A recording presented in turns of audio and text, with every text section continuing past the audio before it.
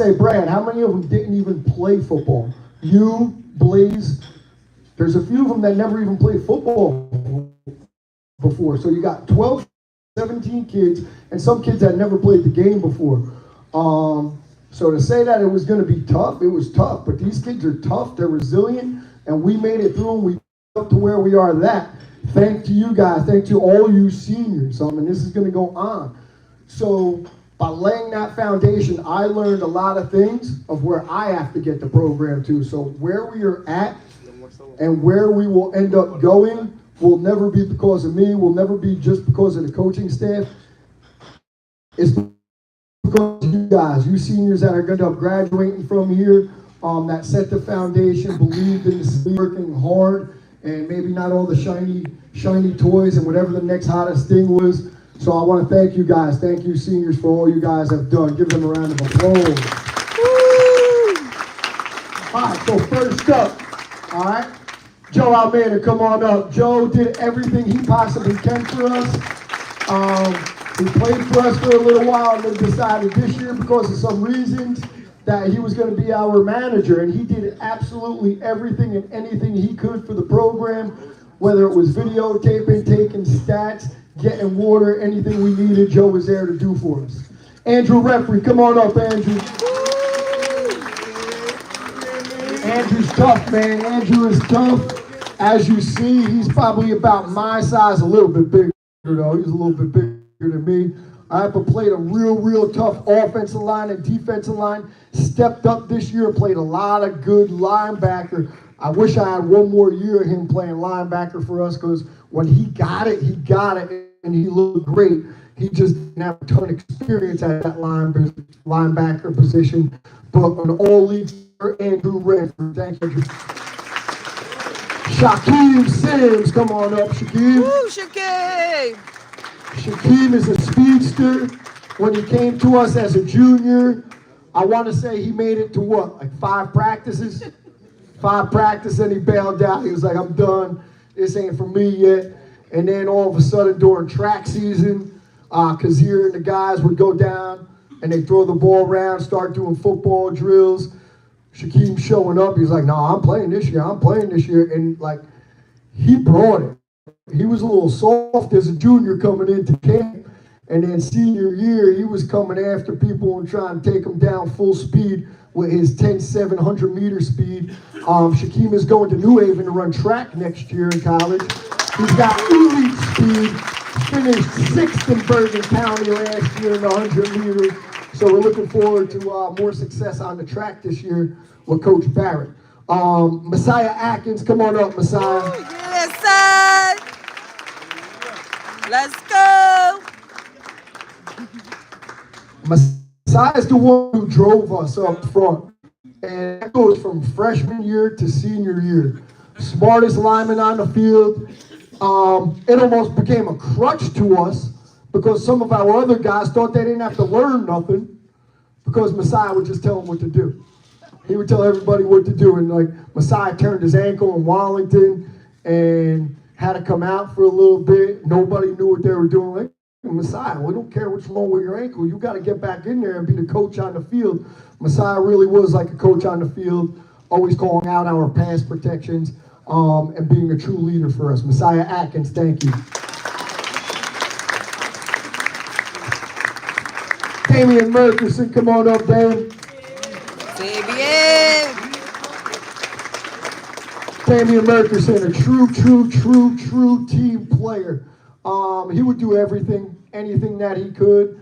If we didn't have a first team all-county running back in Nazir Owens, I believe Damian would have ran for over 1,000 yards and been close to being that same running back that Nazir was, man. He just got put into a little bit of a different spot, a tough spot. He never complained about it one bit, and that's what makes special people, knowing that they could do something that's even bigger, but falling into the plan of the team, right? The team always comes first. Damian always put the team first. We love Damian. Thank you for everything you've done, Damian. First team all-league linebacker, Damian Murkerson. All right. All you guys can take a seat now. All you guys can take a seat. Now we're going to get, oh, you guys got to go get a picture over here too. Shaquem, get over here. Go get a picture. Now we're going to go through all the awards. Seniors, when you come up here to get your award, you also have your brick award. So you'll be walking out of here with 2 of them. And we're going to start, let's wait for these guys to take their picture. Masai, fix your thing. It's going to go straight down, just like that.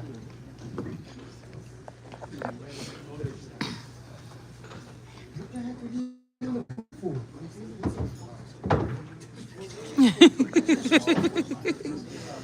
Coach Parrott, you seated? Oh my God. Sheesh. All right. That was a surprise. All right, so on to our awards. This first guy's going to get a huge ovation, right? This guy does everything from for our football team broadcasting to our basketball team broadcasting to our baseball team broadcasting, right? We really, really hope that this guy stays local. You going to Seton Hall? Is that official, Eli? Not official. Come on up here, though, Eli. Let's get you a round of applause. I'm going to still talk about you. Eli does our live announcing for our football games, our live announcing for our basketball games. He does our live stream for the baseball games. Eli has got a huge, huge, bright future. Him and his boy Jack Rizzo get the broadcaster awards. Stay up there and wait for everyone else to come on up, Eli. Thank you for all you do, Eli. All right, Freshman of the Year award, Isaiah Patanga. Come on up, Isaiah. Isaiah's got a bright future, very, very bright future. He was great on the varsity football field this year. He's just got to clean some young things up where all young players like to get upfield a little bit too much. But this kid is so mature for his age, such a great human being. He puts his classwork first. When we're in study hall and everyone's cutting out at 3 o'clock when I let him go, Isaiah doesn't move. He's sitting there. I'm like, Isaiah, how much longer you got? He's like 15, 20 minutes. I'm like, all right, I'll give you a ride down. I'll wait with you. And all of you, like, the guys who aren't doing that, do that. Sit there with Isaiah, right? Do your homework because you're not going to remember to walk down to practice or to ride down to practice where you're just chit-chatting. You're going to remember if you get A's and B's and you have more opportunity to get a scholarship into the future. And remember, we have to be a student before we're an athlete, right? So start rubbing off on everybody, Isaiah. Great job, Isaiah. All right, we got most improved offense. Most improved offense. Landon Pena. Come on up, Landon.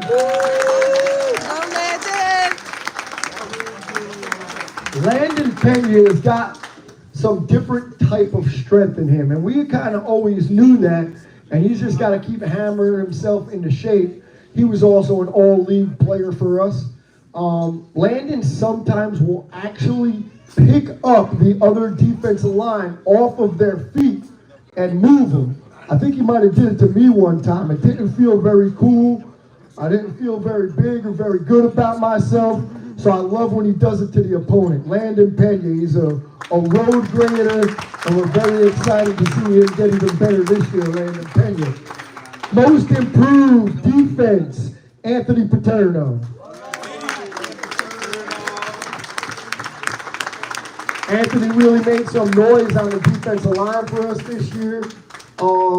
Not the biggest guy in the world, but uses all the technique that he's taught by his coaches to give him an advantage and create chaos on the defensive line. Anthony Paterno, thank you, kid. That guy is great. He's a throwback, always asking us, Coach, you need extra help. He's setting up the field, true team player. A little bit of ice cream, I think I'm eating. D-Lineman of the Year, Mason Mania. Mason is a transfer from Paramus Catholic, as I said before, with Sebastian. Mason is also a road grader on the offensive line. We're very excited to see him eat it up as a zero technique this year as we morph into a 3-man front and let him 2-gap some stuff. Mason Mania, all-league player, thank you. O-Lineman of the Year, Isaiah King. Woo, yeah, King! We had three guys that kind of could have got this. Could have been Mason. Could have been a lot of those old linemen. But there was no doubt that a lot of coaches, a lot of players, a lot of Nazir Owens loved getting pin and pull called when he was running behind King. Every once in a while, Nazir would remind me, call pin and pull, let me run behind King. Because he moved, man, no joke. So King transferred into us as a junior from Don Bosco, and he wasn't even close to the player he was this year. And he became this player because he whipped himself into shape. As a junior, he did not move nearly as well as he did as a senior. As a senior, he was moving out in front of Nas to where Nas could get on that back, and he didn't slow him down. He would run him right through that hole. Thank you, Isaiah King, for all you've done and the hard work you put in to become the player you were this year.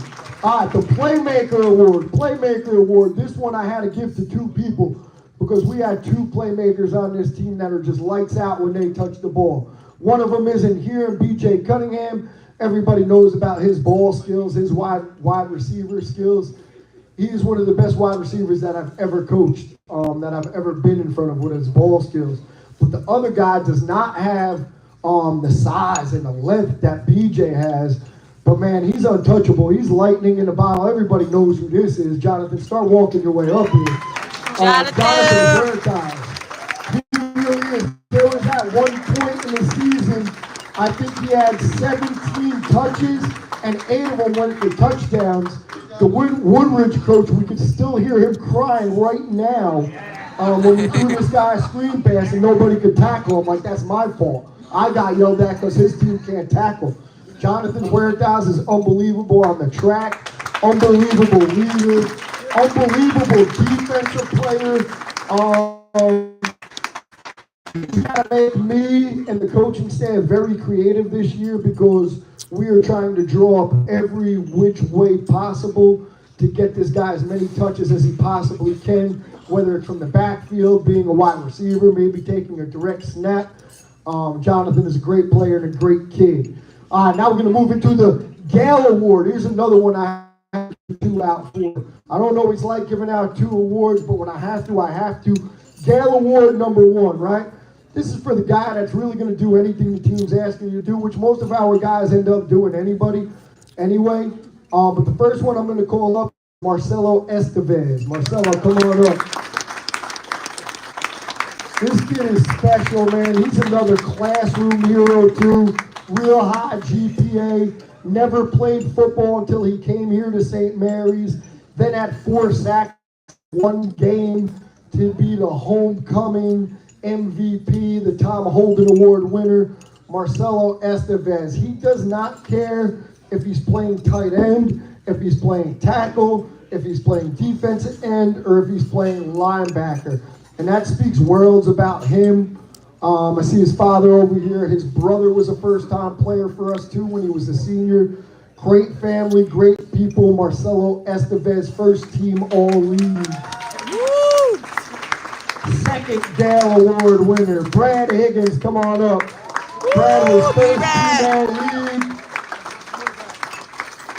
This guy never played football until he came to St. Mary's. Coach Sheridan went and guilted him into playing some football because we needed some more players. As a freshman and as a sophomore, he played tight end. One of my very first experiences with Brad were playing Park Ridge, who was a very, very good team. He scoops up a kickoff return, and he's running with it. He gets smacked by somebody. We're going into halftime. As Brad always is, smiling, he's smiling at me. He goes, "Coach, remind me to never do that again." I'm like, "Why not?" He's like, "I think I broke my hand. Look." And it was very swollen. I'm like, "Nah, it's not broke. We're good. Come on." And then he didn't skip a beat. He was in there the whole game. I think he came down to practice on Monday and Tuesday. And then Mom decided enough was enough and took him to the doctor maybe on Wednesday. He had a fractured hand. That ended his freshman season then, right? Sophomore year, we still had Demir Stone playing quarterback, so he played tight end. This guy never played quarterback until he was a junior. And as a junior, he was a first-team All-League, led our conference in passing, first time ever being a quarterback, and then just ponied up on that this year. Second-team All-County quarterback, Brad Higgins. Guy fell in love with football. I'm excited about his future in football too, because with a year of playing college football and getting all those quarterback reps, sky's the limit, Brad. Who do we have next up on here? All right. So we got MVP for our defense. Kazir White, come on up, Kazir. Yeah, guys. Kazir White, man, like, this guy's special to me. They're all special to me, but Kazir is something special. This guy's football IQ, I was just talking to Mom. She's like, yeah, that's because he was like 5 years old sitting in front of ESPN and watching it and laying there with his football. His football IQ is through the roof.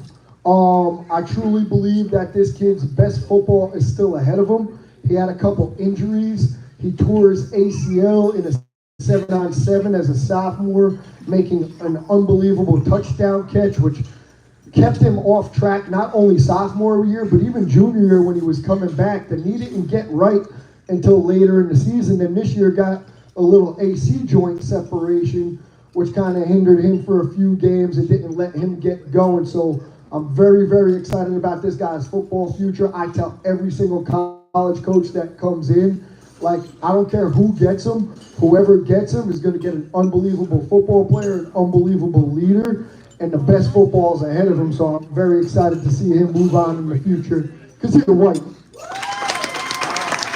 Last but not least, offensive MVP, Nazir Owens. Come on up, Nazir. Yeah, guys.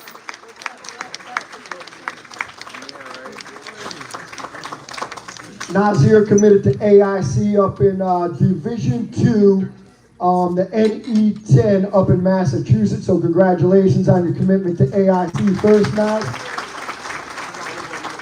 Naz is another one of those just hard workers. He's going to work, he's going to work, he's going to work. He's going to push the young ones to work and make them do the ladder. Right, Adriano? He's got Adriano doing everything that he does.